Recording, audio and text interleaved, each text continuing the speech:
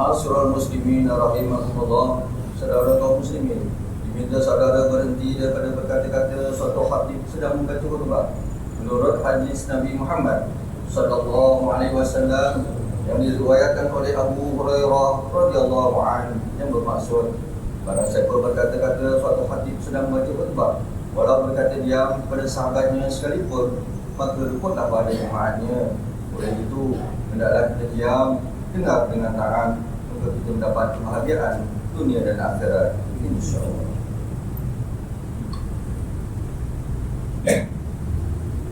Alhamdulillah, alhamdulillahil qail, kullu nafsin dha'iqatul maut, wa innama tuwaffawna ujurakum yawmal qiyamah, faman zuhziha 'anil nari wa udkhila al-jannata faqad faz, wa mal hayatud dunya illa mata'ul ghurur. Asyhadu an la ilaha illallah wahdahu la syarika lah, wa asyhadu anna Muhammadan 'abduhu wa rasuluh. Allahumma shalli wa sallim ala sayyidina Muhammad wa ala alihi wa ashabihi ajma'in. Amma ba'du, fa ya ibadallah, ittaqullah wa usikum wa iyaya bi taqwallahi faqad faza al-muttaqun.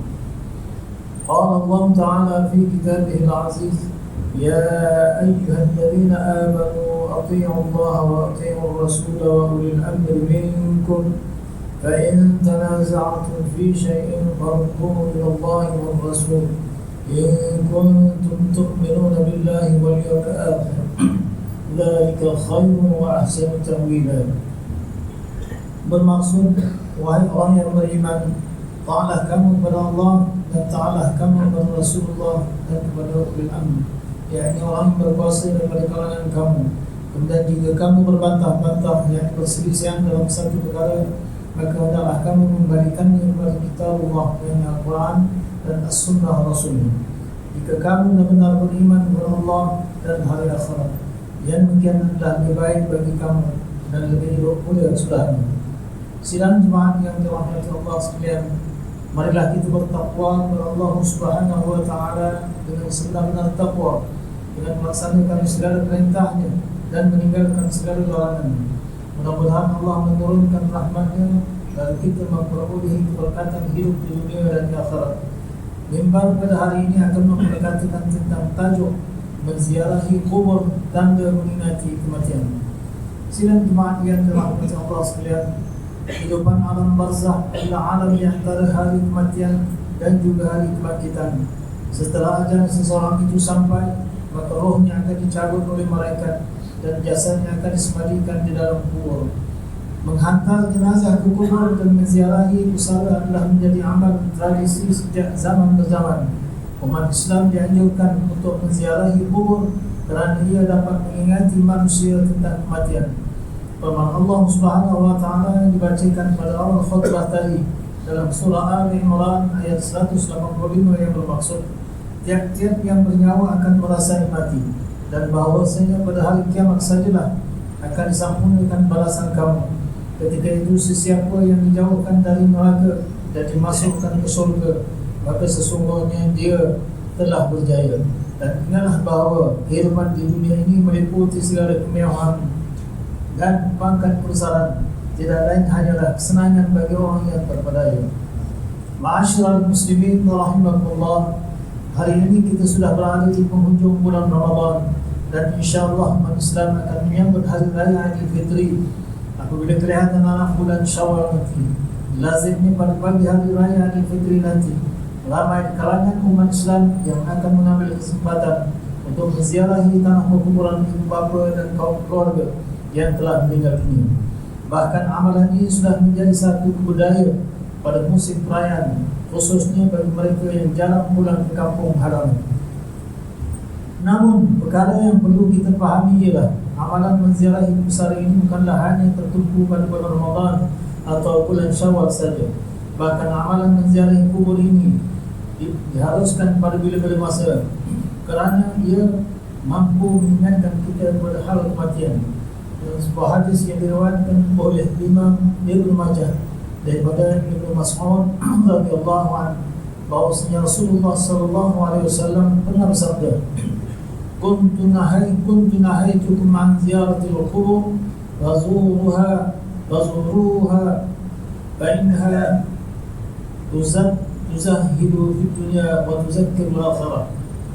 Pada mulanya aku melarang kamu menziarahi kubur. Kini bolehlah kamu menziarahinya, kerana sesungguhnya menziarahi kubur itu bolehlah menzuhudkan, yakni menjadikan hidup tidak dikuasai oleh kemewahan dan keseronokan dunia dan mengingati akhirat.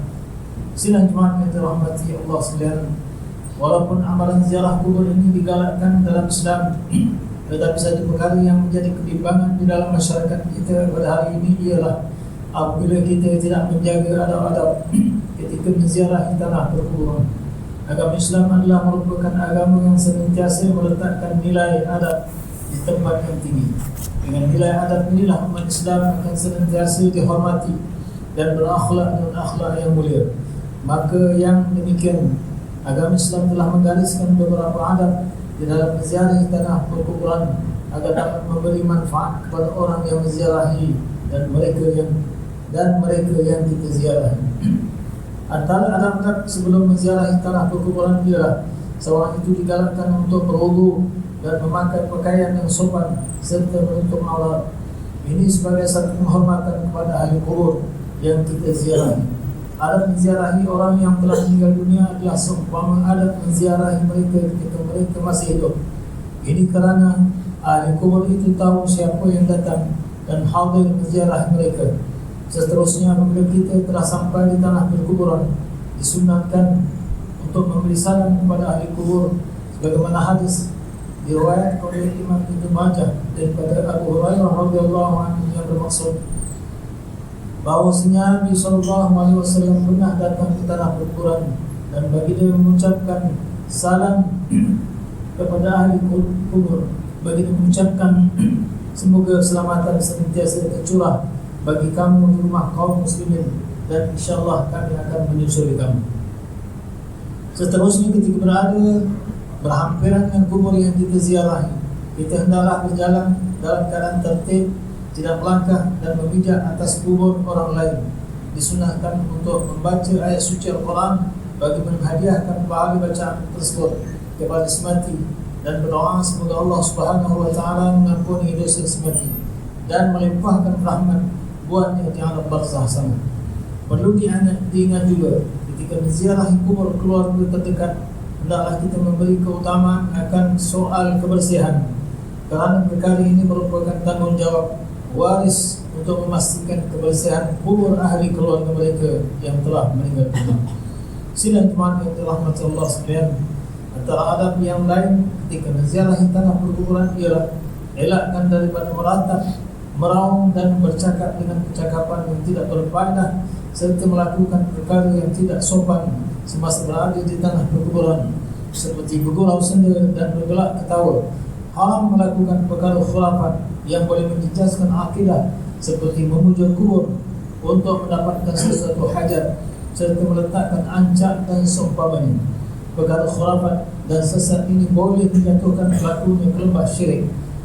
Dilarang juga mengotorkan kawasan tanah perkuburan dengan membuang sampah merata-rata, kerana perbuatan seperti ini bukan sahaja mencemarkan dan merosakkan tanah perkuburan, bahkan turut menyusahkan penziarah-penziarah lain yang hadir. Sidang jemaat yang dirahmati Allah sekalian, justru sebagai mengakhiri khutbah pada kali ini, mimbar ingin menyeru jemaah sekalian agar senantiasa memelihara adab-adab dalam menziarahi tanah perkuburan, di samping meninggalkan perbuatan-perbuatan yang dilarang, apatah lagi perbuatan yang boleh merosakkan akidah dan keimanan kita. Marilah kita bersama-sama mempersiapkan bekalan untuk menuju ke alam barzakh, kerana kita tidak mengetahui apakah nasib kita setelah berada di dalamnya. Mudah-mudahan kesan dari amalan ziarah kubur yang kita lakukan ini akan dapat memberi keinsafan dan kesedaran kepada kita untuk mengingati kematian dan seterusnya senantiasa bertaubat kepada Allah Subhanahu wa taala. Selain itu, marilah kita bersama-sama berdoa semoga keseluruhan ahli kubur yang telah mendahului kita memperolehi rahmat dan keampunan daripada Allah Subhanahu wa taala serta terhindar dari siksaan kubur dan azab api neraka. Firman Allah Subhanahu wa taala dalam surah Al-Mu'minun ayat 100, la'alli a'malu salihan fima taraktu kalla innaha kalimatun huwa qailuha wa min waraihim barzakhun ila yaumi yub'atsun. Bermaksud supaya aku mengerjakan amal-amal yang saleh dalam perkara yang aku tinggalkan. Tidak, masih akan dapat. Sesungguhnya perkataan itu hanyalah kata-kata yang dia saja yang mengatakan. Sedang di hadapan mereka ada alam barzakh, yang ini mereka yang mereka tinggalkan tetap padanya sehingga hari mereka dibangkitkan semula pada hari kiamat. Barakallahu li wa lakum bil Qur'anil azim wa nafa'ani wa iyyakum bima fihi min al-ayati wa dhikril hakim. Wa taqabbala minni wa minkum tilawatahu innahu huwas sami'ul 'alim.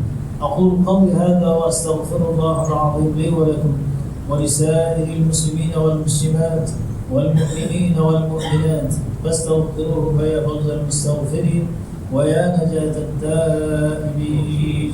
آمين يا موفق الطائعين وفقنا بطاعتك أجمعين وتب علينا وعلى المسلمين واغفر ذنب من يقول أستغفر الله العظيم أستغفر الله العظيم أستغفر الله.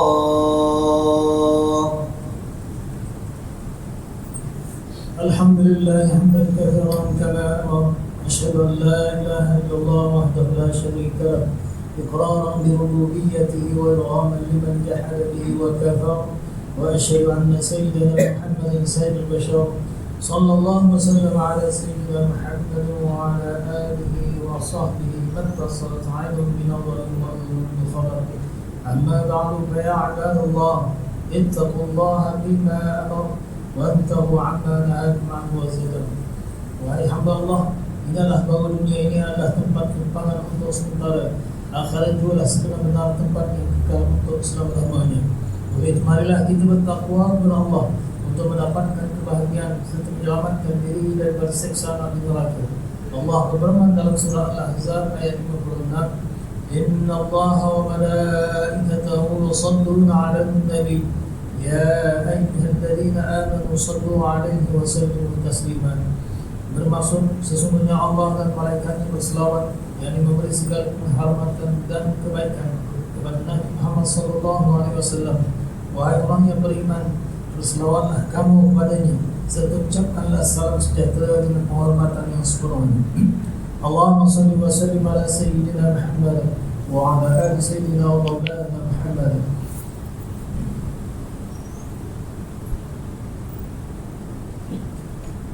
Marilah kita bermohon kepada Allah Subhanahu wa taala semoga Allah meridai khalifah Rasulullah sallallahu alaihi wasallam, yaitu Sayyidina Abu Bakar As-Siddiq radhiyallahu anhu, Sayyidina Umar bin Khattab radhiyallahu anhu, Sayyidina Utsman bin Affan radhiyallahu anhu, dan Sayyidina Ali bin Abi Thalib radhiyallahu anhu, dan sahabat-sahabat baginda yang sama-sama berjuang menegakkan agama Allah yang maha suci ini radhiyallahu anhum. Seterusnya kepada bapa saudara junjungan kita Sayyidina Hamzah dan Sayyidina Abbas radhiyallahu anhu, cucu baginda Sayyidina Hasan dan Sayyidina Husain radhiyallahu anhu, putri-putri baginda Sayyidatina Fatimah Zahra dan lain-lainnya radhiyallahu anhun, istri baginda Sayyidatina Khadijah, Sayyidatina Aisyah dan lain-lainnya radhiyallahu anhun, dan kepada sekalian keluarga sahabat-sahabat untuk mengikut sahabat radhiyallahu anhum dan yang menuruti mereka itu dari semasa ke semasa hingga akhir zaman. Allahumma ighfir lil muslimina wal muslimat wal mu'minina wal mu'minat al ahya'i minhum wal amwat. Ya Allah, ampunkanlah sekalian kaum muslimin dan muslimat, mukminin dan mukminat, serta yang masih hidup ataupun yang telah meninggal dunia. Ya Allah, peliharakanlah akidah kami yang berlandaskan akidah Ahlussunnah wal Jamaah, aliran Asy'ariyah dan Al-Maturidiyah. Ya Allah, pelihara, lindungi, jauhi dan selamatkanlah akulah kiranya diri kami ini, zuriat keturunan kami, keluarga kami dan umat Islam keseluruhannya daripada perjumpaan dan bencana, wabak dan penyakit, segala mara bahaya, kesusahan dan keburukan. Ya Allah, Kurniakan kemuliaan dan kesejahteraan kepada mereka yang berjihad dan menafkahkan hartanya ke jalan-Mu, seperti pembayar-pembayar zakat, pewakaf-pewakaf dan seumpamanya. Ya Allah, kurniakanlah taufik dan hidayah, kekuatan, kesejahteraan dan pertolongan kepada ketua-ketua negara Islam dan raja-rajanya, khasnya kepada Abdul Harithah li Syariati, Sultan Ibrahim bin Almarhum Sultan Iskandar, Sultan dan yang bertuan bagi negeri dan jajahan Ta'ur Johor Darul Ta'zim, kepada Raja Zari Sumbiyah bin Almarhum Sultan Idris Shah Permaisuri Johor, kepada Tengku Ismail bin Sultan Ibrahim Tengku Mahmud Johor, yang Cik Puan Besar Khandah bin Salam, kepada putera-putera dan putri-putri, beberapa kerabat diraja dan rakyat sekalian. اللهم أعز الإسلام والمسلمين واخذل الكفرة والمبتدئين ومبتغي السيئات والمشركين وكل من هو عدو للدين. اللهم اغفر هموم المسلمين واقض الدين عن المدين واحسن خلاص المسجون واجعل هذا البلد آمنا مطمئنا رخيا وسائر بلاد المسلمين. آمين يا رب العالمين. اللهم أدخلنا وذرياتنا وأصولنا وفرعنا الجنة مع الأبرار بعافية يا غفار يا رب العالمين. ربنا هب لنا من أزواجنا وذرياتنا قرة أعين واجعلنا للمتقين إماما. ربنا اغفر لنا ولإخواننا الذين سبقونا بالإيمان ولا تجعل في قلوبنا غلا للذين آمنوا ربنا إنك رؤوف رحيم. ربنا آتنا في الدنيا حسنة وفي الآخرة حسنة وقنا عذاب النار والحمد لله رب العالمين. عباد الله، إن الله يأمر بالعدل والإحسان وإيتاء ذي القربى وينهى عن الفحشاء والمنكر والبغي يعظكم لعلكم تذكرون. فاذكروا الله العظيم يذكركم واشكروه على نعمه يزدكم ولذكر الله أكبر والله يعلم ما تصنعون.